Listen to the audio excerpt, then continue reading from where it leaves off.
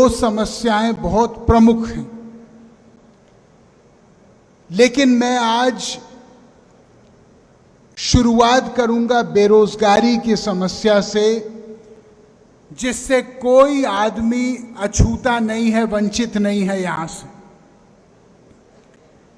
मुझे दर्जनों फोन रोज आते हैं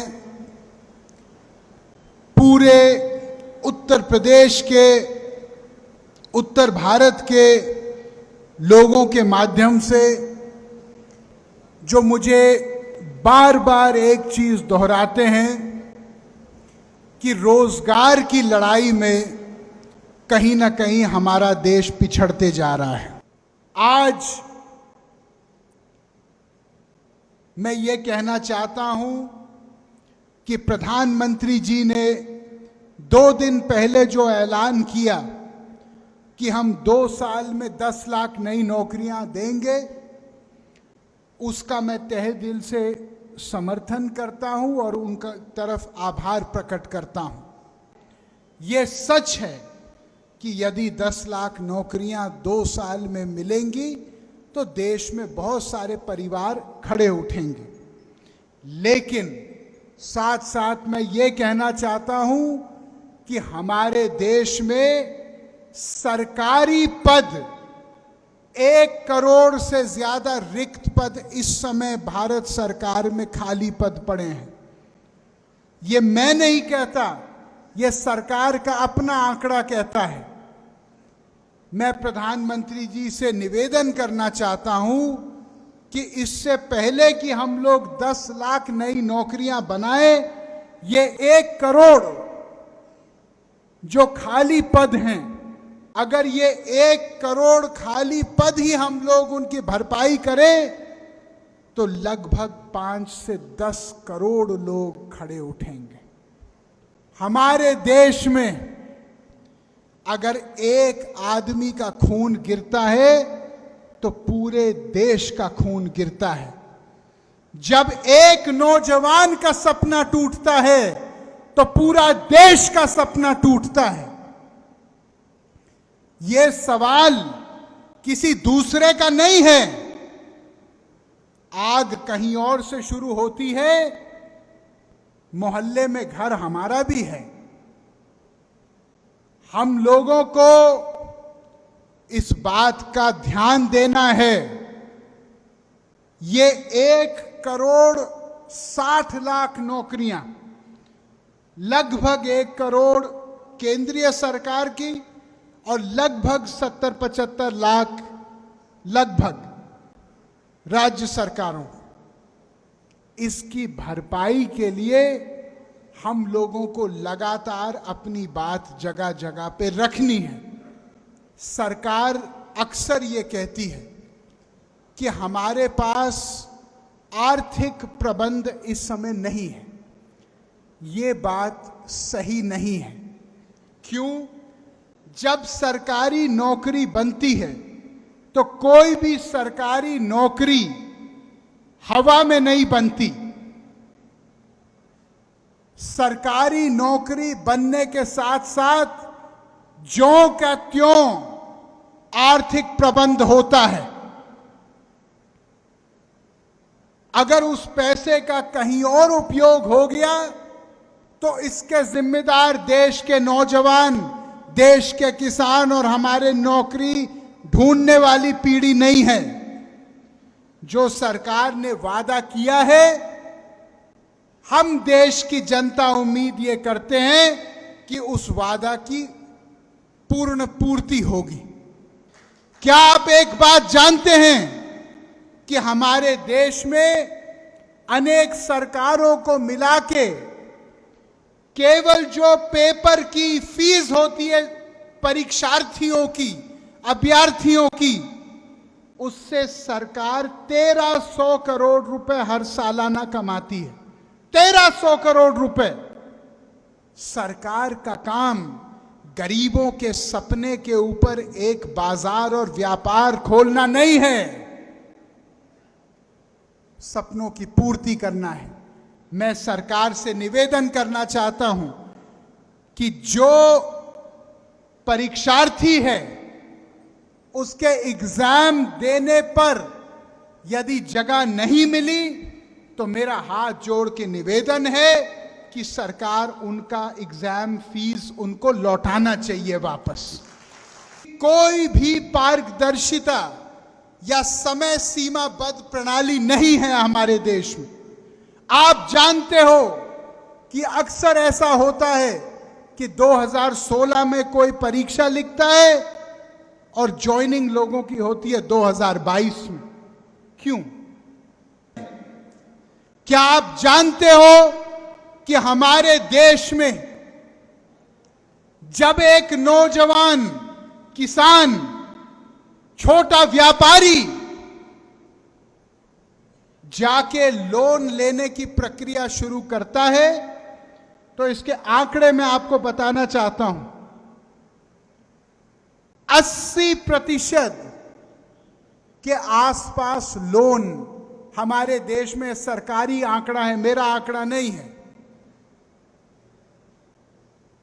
लगभग 80% लोन उन उद्योगपतियों को केवल मिलते हैं जिनकी सालाना लेन देन, जिनका ईयरली टर्नओवर 100 करोड़ से ऊपर। 55% केवल उन लोगों के पास जाता है जिनका सालाना लेन देन 1000 करोड़ से ऊपर है। यह सरकारी आंकड़ा है वित्त मंत्रालय का।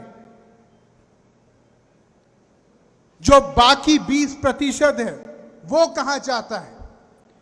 20% में 13% उन उद्योगों को जाता है जो सालाना लेन देन 5 करोड़ से लेकर 100 करोड़ तक है। इसका मतलब 99.9% जो भारत है उसको मात्र 7% लोन मिलता है हिंदुस्तान का। अब जब एक आम आदमी आत्मनिर्भर होने का रास्ता तय करेगा तो क्या वो अपने माता पिता से पूरे पैसे ले सकता है? नहीं ले सकता, क्योंकि इतनी किसी के पास आमदनी नहीं है। उसको बैंक से मदद की जरूरत है। अब जब बैंक में सारे मदद की प्रणाली ही समाप्त है एक आम इंसान के लिए, तो वो सपना क्या साकार हो सकता है? आप मुझे बताइए।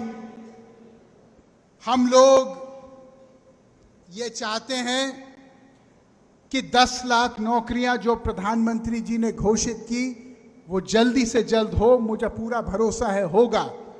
साथ साथ जो 2014 में मुख्य पत्र में कहा था कि 2 करोड़ नौकरी प्रति वर्ष मिलेगी, उसके ऊपर भी हम लोगों को सोचना है। और मैं जानता हूं कि दुनिया की आर्थिक परिस्थितियां इस समय बहुत आसान नहीं हैं।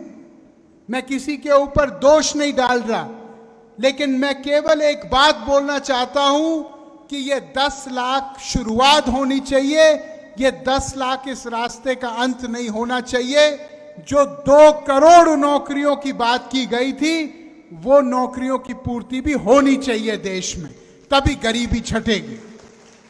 बात करना चाहता हूं इस अग्निपथ योजना की, जिसके ऊपर आज ही मैंने एक पत्र लिखा है माननीय रक्षा मंत्री जी को। यह अग्निपथ जो योजना है, इसके बारे में कई नौजवानों ने पिछले 2 दिन में मुझे सोशल मीडिया पे लिख के, फेसबुक, ट्विटर पे लिख के अपनी चिंताएं मेरे सामने रखी। भाइयों, मैं सेना में तैनात एक नौजवान को एक सरकारी नौकर मुलाजिम नहीं मानता। मैं उसको एक तपस्वी, एक योद्धा मानता हूं। मैं ये मानता हूं कि जो आदमी ने अपने जीवन का सर्वस्व न्योछावर करके अपने देश के नाम त्याग करते हुए दिया है, वो आदमी तनख्वाह के लिए नहीं जी रहा, वो आदमी देश के लिए अपना बलिदान देने के लिए जी रहा है। हम उसको तनख्वाह तक सीमित ना करें, ना उसको आंखें तनख्वाह से। भाइयों, सेना की तैनाती एक बहुत घोर संकल्प और तपस्या है। मैं आपसे एक प्रश्न पूछना चाहता हूं। आज अगर कोई ये कहे कि आधे समय कोई परचून की दुकान चलाएगा और आधे समय कोई सेना का काम करेगा, तो क्या हमारी देश के रक्षा के ऊपर प्रश्न चिन्ह उठेगा कि नहीं उठेगा?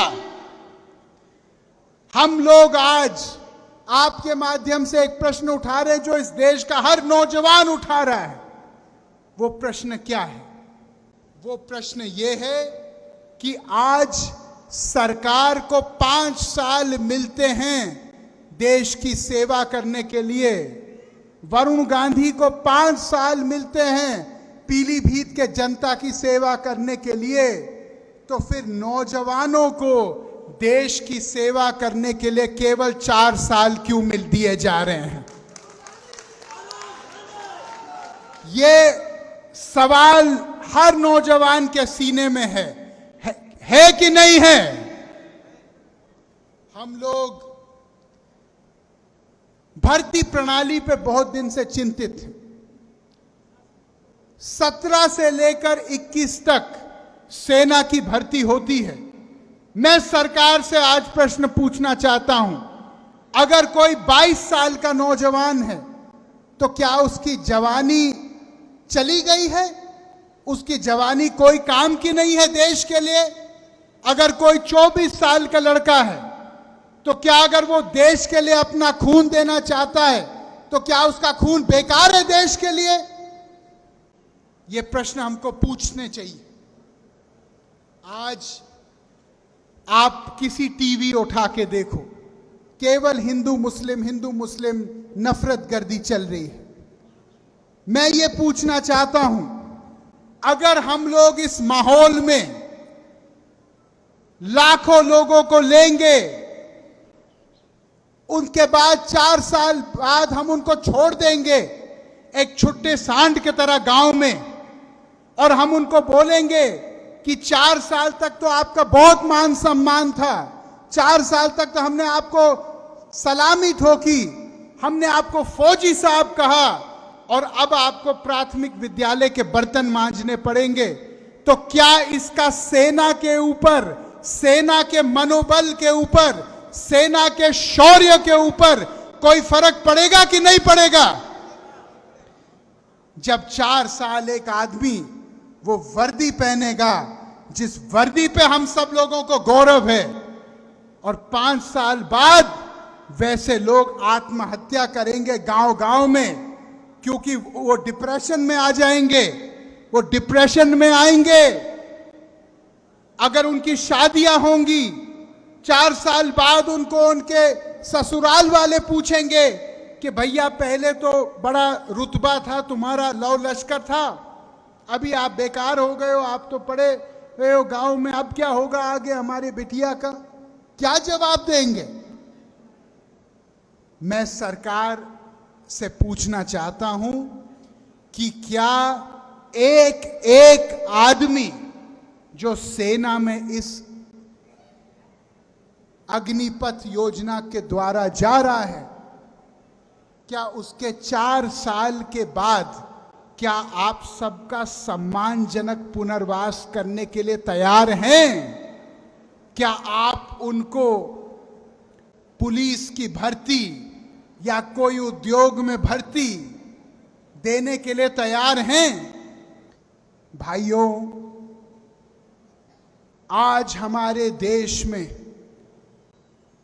एक नई सोच की जरूरत है, और वो सोच ये है कि जब तक समाज के अंतिम व्यक्ति की आवाज नहीं सुनी जाए, तब तक कोई कानून देश में बनना नहीं चाहिए। हम लोग ऊपर से नहीं बोल सकते कि ये होगा और ये होगा, तुगलकी फरमान नहीं चल सकता। हमको देश के लोगों की नब्ज पहले जाननी चाहिए।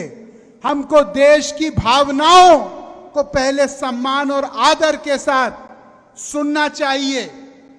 हमको पहले ये समझना चाहिए कि समाज का जो रीति नीति है वो किस बात से उठेगी और किस बात से नकारात्मक रूप से प्रभावित होगी, और ये समझ के कोई कदम हम लोगों को उठाना चाहिए।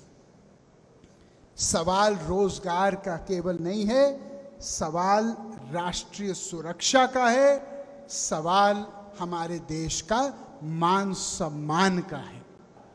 यही जोश मैं आपके अंदर हर समय देखना चाहता हूं।